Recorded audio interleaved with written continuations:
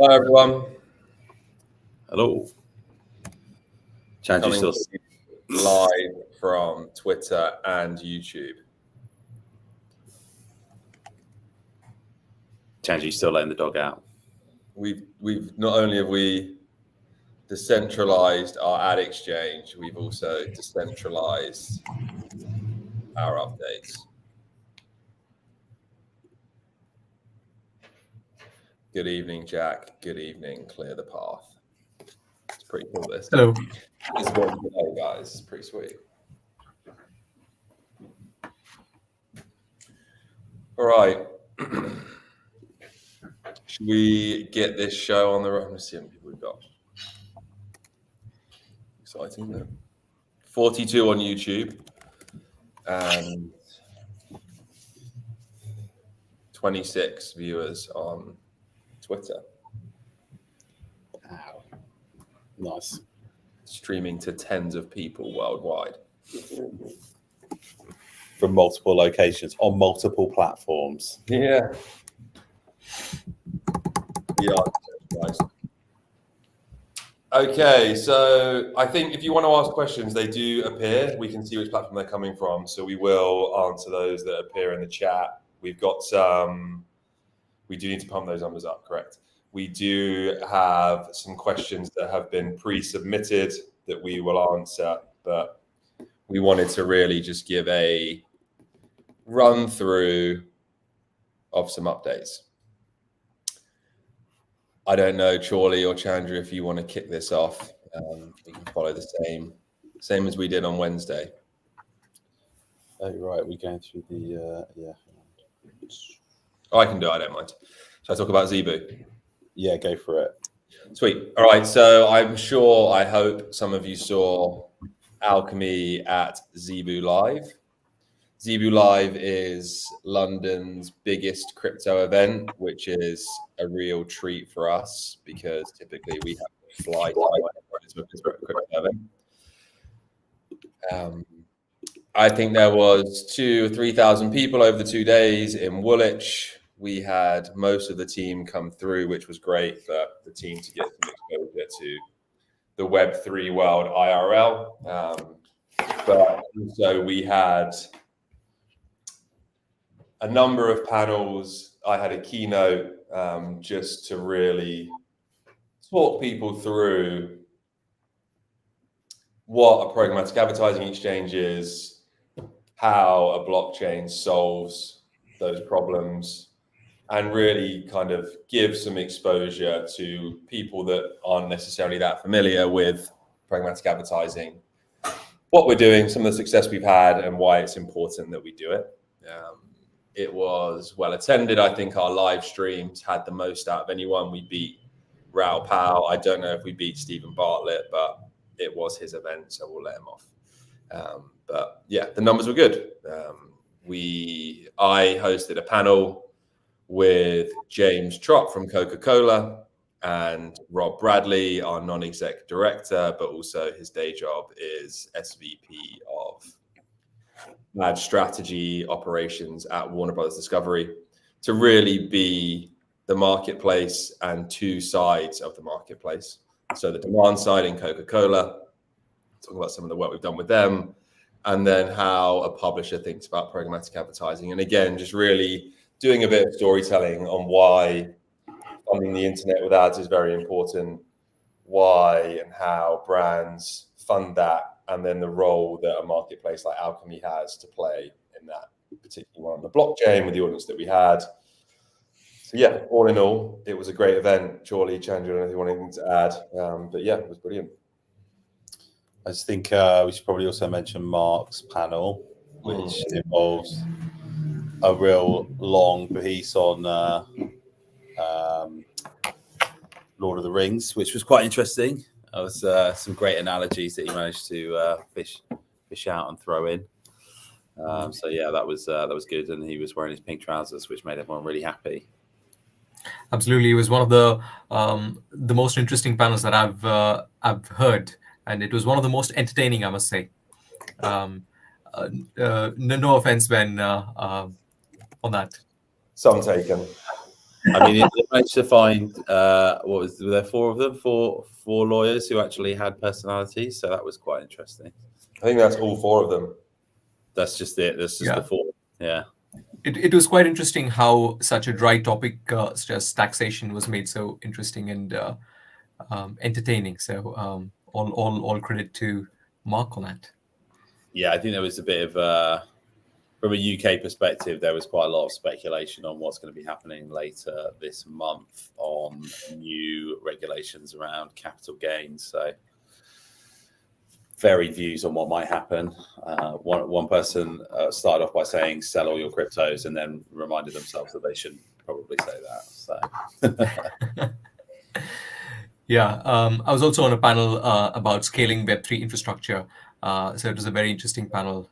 Got to meet fellow panelists before the panel itself and had quite a lot of interesting conversations. So a very good experience overall. And I think these are all coming out on YouTube, if I'm right, Ben? Do you know? I think so, yeah. YouTube, Twitter, yeah. And we can see the comments from each.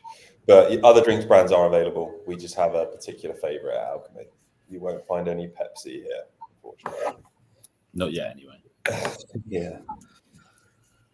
Okie dokie. But yeah, I think just to summarize Zebu, it was great to be involved in an event like that. It kind of gave Alchemy very much like main character energy. A lot of people wanted to talk to us. There's a lot of new conversations that were prompted off of that. I did another panel with a chap from Kraken, had some great conversations about how they're thinking about growing their accounts, found out where their account is moving to and which agency that is. So yeah, that was very cool. It's also great to see actually that a brand like Kraken is working with a media agency. I think one of the things that we often talk about is that there's two speeds to crypto marketing. There is kind of KOLs at the bottom of the funnel, and then sponsoring a football team or a Formula One team at the top of the funnel. And there's not many brands that are really leaning into the value of the type of advertising that we do. You know, like raising brand awareness, telling a story about a brand, educating people on what your brand does. The internet is a very important channel to do that, and particularly video ads, display ads, connected TV ads, I think will feature more and more heavily in blockchain companies' marketing strategies as they evolve past kind of the early tactics that we've been seeing used to date, particularly as the acceptance of those brands goes up. We've agreed in the office that despite the fact that Kraken sponsors Tottenham, we will allow them to run some ads on the exchange if we need any briefs.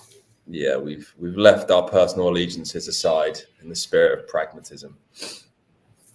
Yeah, it's interesting. I think I read as well somewhere that Tezos, who sponsor Man United, and I want to say Red Bull, maybe in the Formula One as well. And they've had zero return on ad spend from running those ads, which is kind of as you might expect. I'm not really sure what Man United has to do with an L1 blockchain, but it goes to show that kind of traditional sponsorship really needs to be backed up with like some media so that people can find it, click on an ad, go to a website, learn more about it, use it and adopt it, not just see it on a screen every so often during a race or football weekend. Exactly. So, technical updates. Chandru, would you like to lead the way on this one? Cool. I think there are a few updates on the validator front. So as everybody is quite aware of now, we opened the phase 2, as we had communicated before, for self-serve validators, which means that people will now be able to register, set up their cloud instances, follow instructions that has been provided on the Alchemy Labs website, set up their cloud instances, and register their validators. So their NFTs should have changed to activated state, which means that any NFT that is in active state will now be able to be associated with a cloud instance, and that is the process of registration of validators. So that's for self-serve validators. If anybody is having any trouble, please do ensure that you're on Discord. Join Alchemy Discord channel, and you can tag the validator bot, which is an AI bot that the team have built, and you can ask any questions. And the bot is trained to answer any questions regarding the validator program, setting up of your validators, and help you troubleshoot. If there are any issues that you still face that the bot is not able to handle for you, then you can always, there's a vote up and a vote down button. If you were to click the vote down button, that will start a private DM with the bot, and that will give you the opportunity to actually create a ticket that will be picked up by one of our operational team members, and they will get back to you with suggestions on how the issue can be resolved. And if there's any advice that we can give you on the issue or the question that you have, we will do so. And that additional information that the bot was not able to handle is again fed back to the bot to ensure that any such similar questions in the future are handled by the bot itself. So it's a very useful process for us, for you to be able to use the bot and to tell us what you think about the bot, whether the answers are relevant or not, what you would have liked, what you wouldn't have liked. All of that is feedback that we can use to train the bot as well. So thank you very much for that. And then the next one was around the delegated validators. We are currently working on opening up the registration of delegated validators, and that should happen shortly. So again, what will happen is that your delegated validator NFTs will be changed to activated status. And once those NFTs are changed to the activated status, you will then be able to make a payment for your delegated validators that is using Stripe. And that will then enable you to make the payment and register your validators. Whether you are a self-serve validator or a delegated serve validator, if you have met all the timelines that we have specified previously, which is to have minted a validator and got on the waitlist before the deadline that we had announced previously, then you will be eligible for rewards from the 1st of October, which is the beginning of the quarter, right? So even though the delegated validator registration is going to open up in the next few days, you will still be eligible for rewards from the beginning of the quarter if you have minted your NFTs and ensured that you're on the waitlist before the deadline that we had specified. I hope that's clear for everybody. Yeah, and the other point to add, which I know some people had questions about, was regarding delegated validators itself. And I just want to clarify that not all validators are the same. So as I have mentioned many times before, Alchemy is built in layers. So the delegated validators are designed to give us compute power and the ability to add value to the software stack in various layers. So not all validators operate the consensus mechanism. Not all validators are used to host the distributed ledger mechanism. There are validators, each of these validators that are in the ecosystem will be used to provide value around all over the technical stack, right? And quite a lot of them are used in the consensus mechanism. Quite a lot of them are used in the distributed ledger. We can even use some of these validators to provide compute power to partners in the ecosystem. We can even use them to quickly deploy certain validators in certain other geographical locations that we are currently expanding into. So it gives us the flexibility, and that is something that I just wanted to make sure that everybody is aware of. That's probably all that I had to cover on the delegated validators and self-serve validators. I'm sure there will be some questions later that I'm happy to take. Ben, over to you. Great, thanks for that, Chandru. This question about the AMA being recorded. Yes, it is being recorded. I think we'll post it pretty much straight away. So if you've missed it, you can watch it again, and then I'm sure Millie will send a follow-up with the summary of what we've run through. So to the agenda.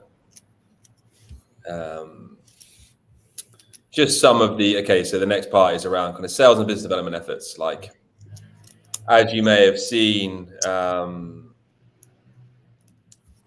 we are working much more closely with Coca-Cola now. That is the result of a pretty heavy procurement process. We are in a very fortunate position that they believe in what we're doing and they're going to help us scale the business, bringing on more publishers and obviously more demand coming from their marketing efforts.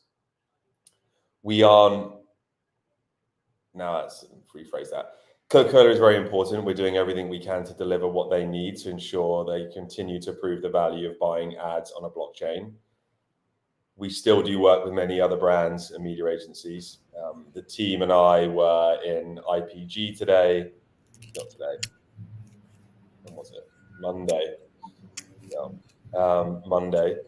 So that's a while ago now. But talking to them, we were invited by the IPG team to just understand how best to partner with them, what makes sense for partners they work with long term. There was a panel that was hosted by their CEO, their chief growth officer, and then some of the team stuck around in the afternoon to go to one of their, I think it's called Reimagine. So talking to them, their partners, their clients on the latest, greatest things in marketing. We had 2 shout outs during that event from a chap that's been on one of our panels, Nathan Taylor Billings. He does all the activation of media spend for Kinesso, which is an IPG company across Europe.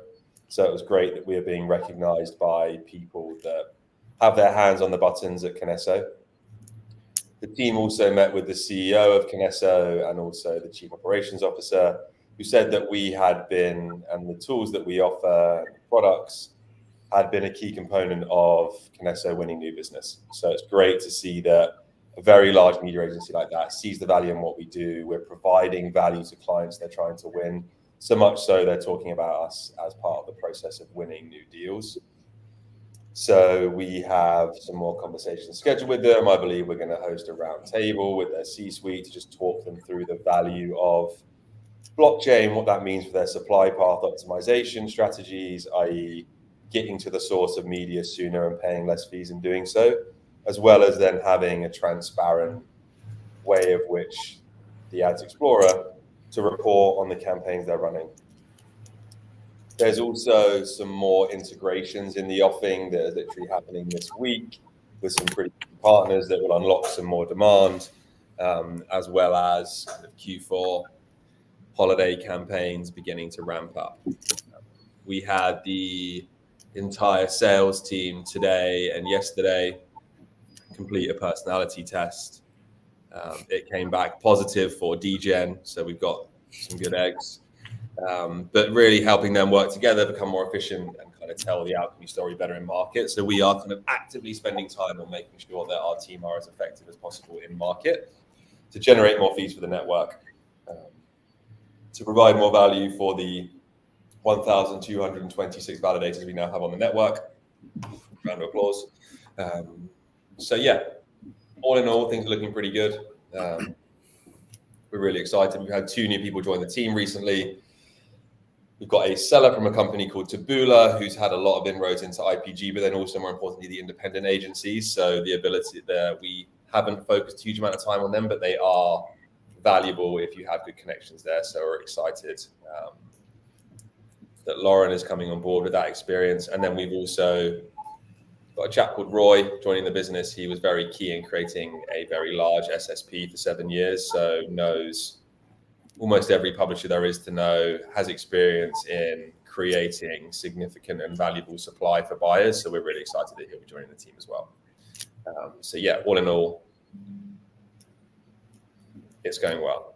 Yeah, and I think just to add to that, from like a point of view of like how big like it is for us to win this deal, there is a lot of operational stuff that we need to tidy up and make sure that we have a completely white glove service for when we do start running this deal.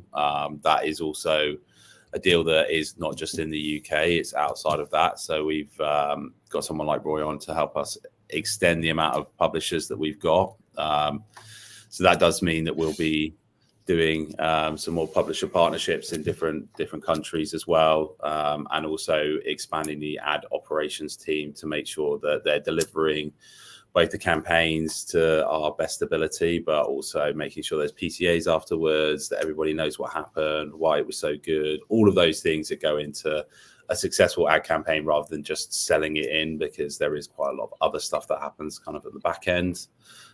So that's all as well being kind of upgraded. And we're expanding the teams in all of those departments that touch anything to do with this deal. So once we've done it for a Coca-Cola, we are able to then replicate that across any other partners, basically. So it really means that we'll be in like a very good position to expand across like any other big deals that we might get in over the next sort of 12 months or so.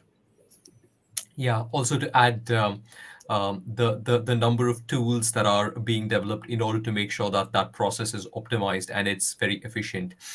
There are different dashboards that we're working on, which is not likely to be seen by the community, but will help us to, onboard publishers quicker, make sure that they have the information that they need to hand, make sure that the sales team, the operations team have all the necessary information in easy to use dashboards, make sure that the media agencies have the information that they need. All of this requires a lot of tooling and dashboards that we're also working on. So the focus is clearly on making sure that this is all going to plan. Bingo. Whoa. So now the last of the scheduled agenda before we move on to some questions is the validator system updates and future plans. Have I gone ahead there? I see some questions on that. Would the team consider a threshold gating process for additional validator cohorts? This is something that I think we've spoken about before, where we don't want to introduce a gating process itself and want the community or the validator network to self-regulate with respect to the number of transactions that are being supported by the network, the number of transactions that people see on the Ads Explorer, and the kind of revenue figures and the information and the calculations that are available on the reward estimator. So these are things that we want the community to have a look at, so that there's a self-regulating mechanism, and it also depends on the risk threshold of each person or each token holder, whether they want to be a part of the validator pool or the liquidity pool. So these are decisions that we would enable people to make, but not impose any restrictions on people taking those decisions. Because if you were to restrict people from joining the validator cohort, then it's probably forcing people to make a decision one way or the other. And this has been discussed on the previous lab tech episodes as well. So we want to enable people to make those decisions, but not restrict people from making those decisions. So that's the thought process behind not limiting any cohorts for now.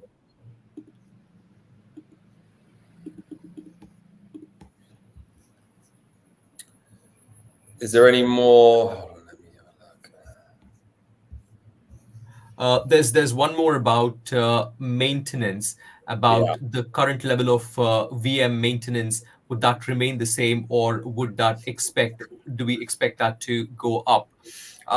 We are expecting the level of maintenance to go up slightly for self-serve validators. And this is where currently the threshold for being eligible for rewards is fairly low. In that, if you've minted an NFT within the deadline that we had specified, if you are registered within the timelines that we specify, and I think this is something that I did not touch upon before. The deadline for self-serve validators to register their NFTs, to register their validators, is the 31st of October. So please, if you haven't done so already, please do ensure that you use your activated self-serve NFTs to register your validators. So the deadline for that is the 31st of October. So we currently have quite a low threshold for these validators to be able to be eligible for rewards. But going forward, we will slowly start increasing that threshold to ensure that these validators are up for a certain number of hours each day, or a certain number of days each month in order to become eligible. We are even thinking of a tiered system where, there's a minimum threshold for these validators to be online for each day. Let's say, for example, and these are numbers that I'm just pulling out. It's not anything that has been decided.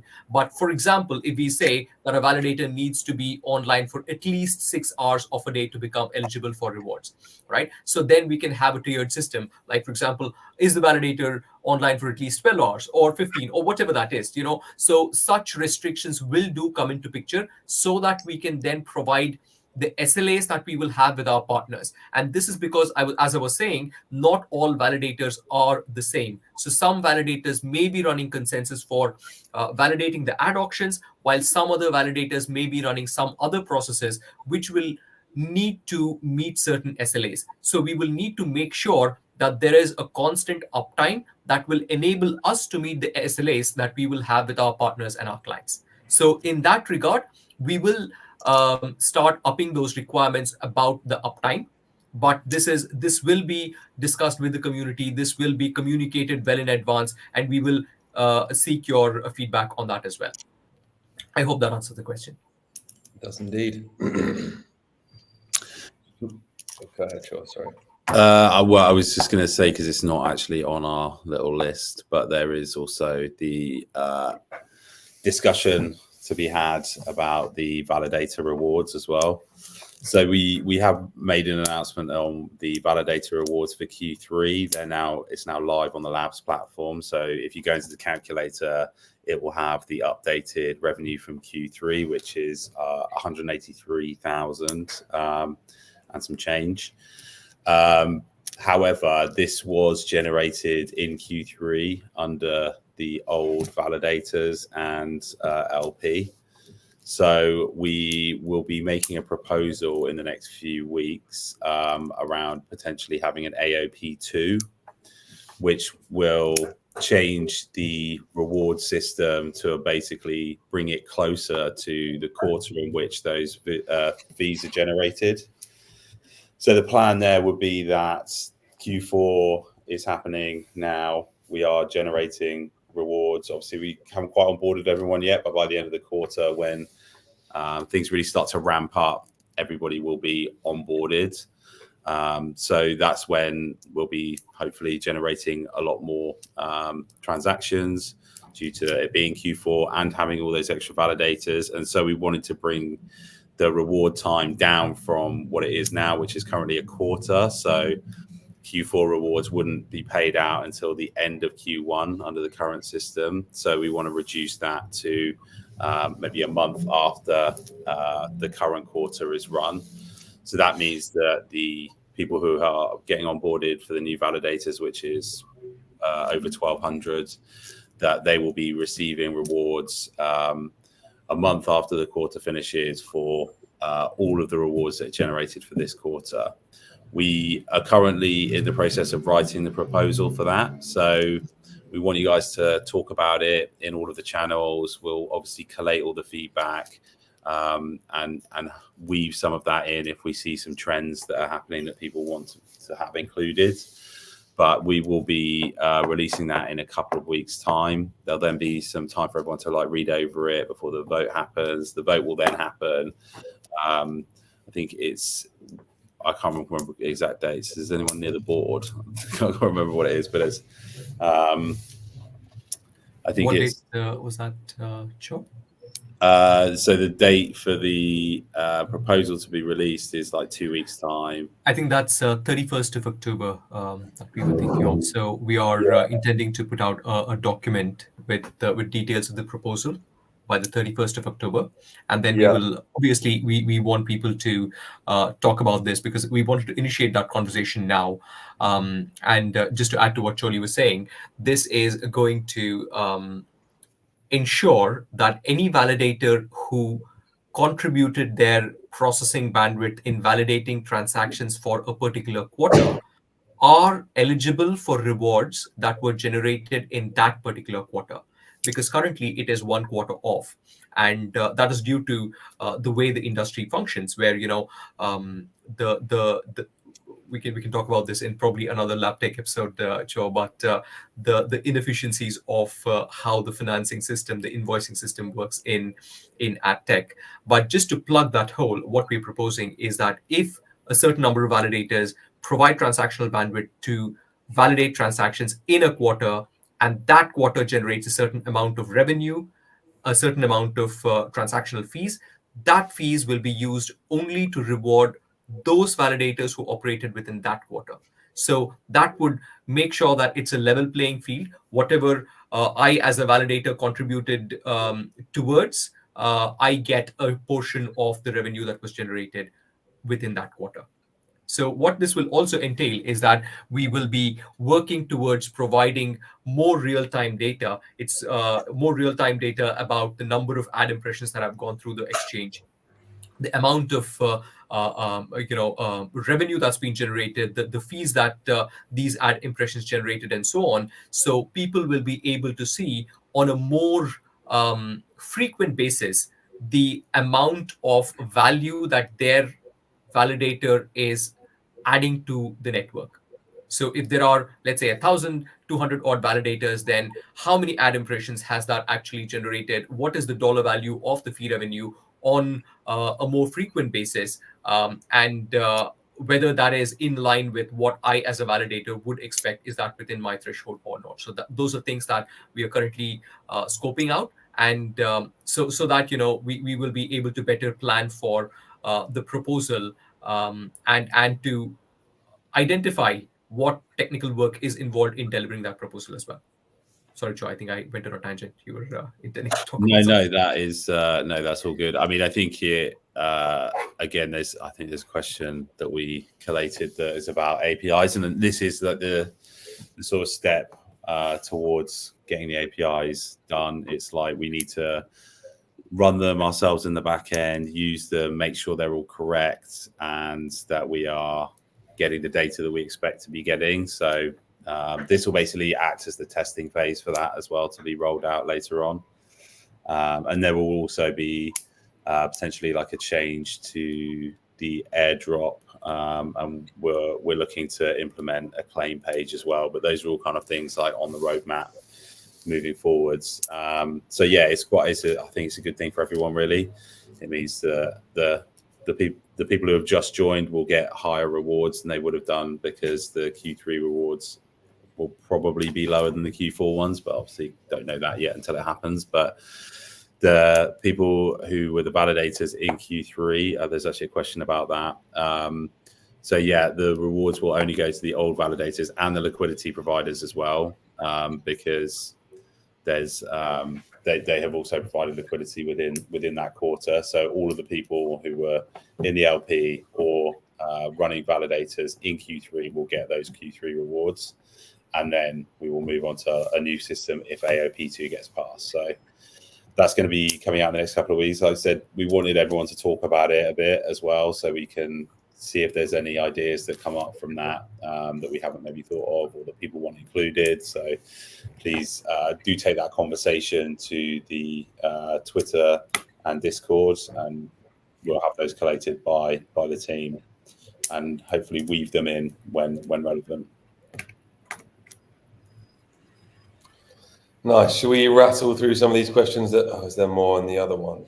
Yeah, we've got like 2 streams of questions going on now. Okay, I'm going to jet through these. How robust is the overall sales pipeline for larger enterprise clients? It is robust. I think people need to consider that the agencies that we speak to are large enterprise clients. They represent more aggregated ad spend than one individual brand might do, because they represent many brands. So the pipeline has always been very good. It's just been brilliant to work directly with a brand. Can we get any feedback or update on the status of plans around the US expansion?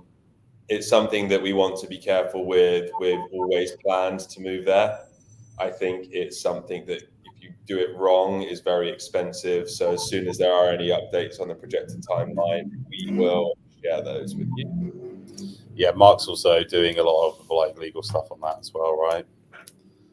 Yeah, there's some data compliance law that's important that we needed specific advice on to ensure that we were compliant with the right laws. There's a question here, is like, are there any other ads pairs coming other than ETH on Balancer? There are other ads pairs available. We have a Bitcoin pair on KuCoin, a USDT pair on various exchanges, and then obviously Balancer is Ethereum. I think if anyone has ads and wrapped BTC, there's nothing stopping anyone creating a pool. I don't think we'd see a significant amount of volume on a pair like that. So for now, it's not a priority.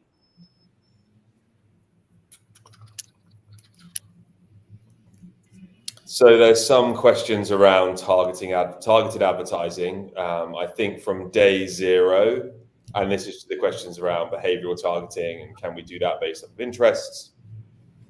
The short answer is yes. We have used OpenRTB, we have used Prebid, which are both existing standards that support behavioral-based targeting. So the short answer is yes, we do support that. If there is a cookie that is present in the bid request, we pass that on to our buyers. Those buyers will then look to see if that particular cookie falls within the segment they're looking to target.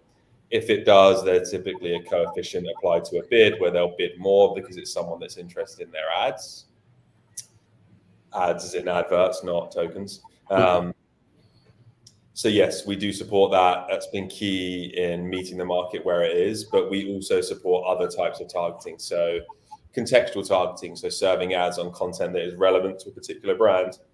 That might be an article on Arsenal would be relevant for Adidas, given they are the shirt sponsor. So we support that. That is cookieless. That is quite a nice way to future-proof targeting in the event that cookies do disappear.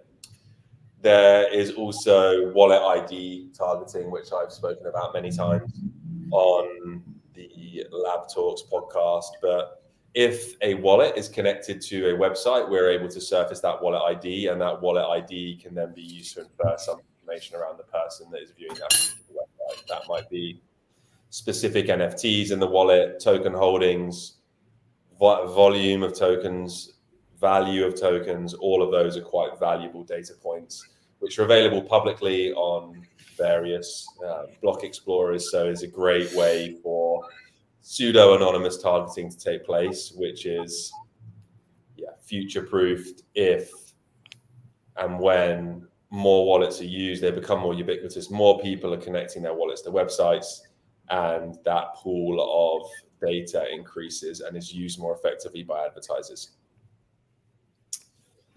Now, as we go to the questions here, and then it's Friday afternoon, so I think some of us might need to jet off. So there's one here.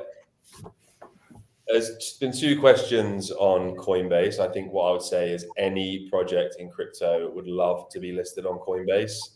That does not exclude Alchemy. We've been engaged with Stand with Crypto. That is an initiative that is run by Coinbase. So we do speak to the Stand with Crypto team. We've been invited to Parliament in the past. There's a chance that we might be able to redo our panel that we did at Zebu in Parliament in front of a larger audience, which again would just, more than anything else, just be great exposure for a blockchain solving a problem that exists in a very large market outside of finance. So there are ongoing conversations with Stand with Crypto. Whether that delivers a listing on Coinbase or not is a question we can't answer. We don't know the answer to that. If we did, we wouldn't be able to tell you anyway. There's a lot of NDAs that go hand in hand with any kind of exchange listing. But as I said, any project would love to be on Coinbase. That includes Alchemy. But as far as a listing or anything like that, we are working Stand with Crypto. That is the strategy at the moment, is to create a better environment for blockchain companies in the world, but specifically in the UK, which is where a lot of our team are based. So yeah, that's why we like Stand with Crypto. There's a quite good question on from X from Prim Hill LDN. So I'm assuming Primrose Hill, London. Nice. And some quite detailed questions around how much work does it take to onboard new publishers and advertisers and manage client relationships. So that is, in terms of publishers, it's actually quite easy because it's just a line of code that is available through Prebid. So anyone can do that, but then we have to have a conversation with them to actually onboard them properly onto the network and do all the billing stuff that needs to be done. And from an advertiser's perspective, it's about them being able to use a DSP platform or buy a managed service through us. So we have our own DSP that we can do a managed service through for people, or if they have access to another DSP that we're connected to, they can buy us through that. So in terms of how easy it is to onboard them, it's actually quite straightforward. It's more that there is a lot of planning that goes into advertising campaigns. It's not just a case of, cool, yeah, let's do it. Although sometimes it can be like that when it's always on campaigns, but generally there is a bit of sales that has to go into it and a bit of ad ops as well. And in terms of scalability, the platform is like very scalable now. That's the whole point of introducing a load more validators. That gives us a lot more transaction bandwidth, basically, to hopefully scale up to much larger numbers of transactions than we have right now. So the scalability is pretty horizontal at the moment. Yeah, there's another question about data sharding as well. Yes, this is something that we have considered, and we are sharding the data as well, so that there is a lesser likelihood of resizing the amount of storage, but it's an ongoing challenge where the sheer number of ad transactions, which could run into billions, and the frequency of these ad transactions make it always a design challenge. But this is something that we're always on top of and trying to optimize. So yeah, I'll probably speak about that in more detail in the coming few weeks or months.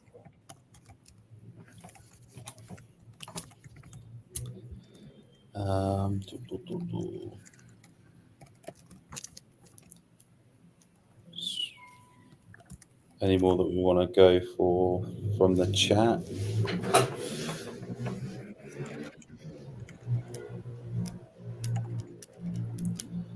There's kind of a few around being able to onboard bigger clients in Coca-Cola in the future. I mean, Coca-Cola is one of the largest, like, globally, but again, if we can do it for them, we can pretty much roll it out for anyone. So that involves having the right processes and people in place to be able to do that. But yeah, there's probably only about 3 brands that spend more money than Coca-Cola do.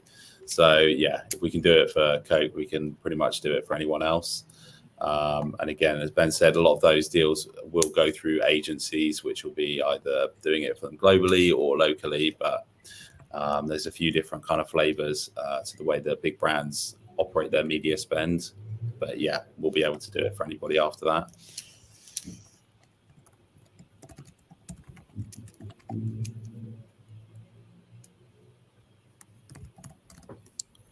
Cool. All right. Shall we call it a day? Well done, everyone. Thank you for tuning in. We had 300 viewers in the end, so hundreds of viewers worldwide. Thank you, everyone.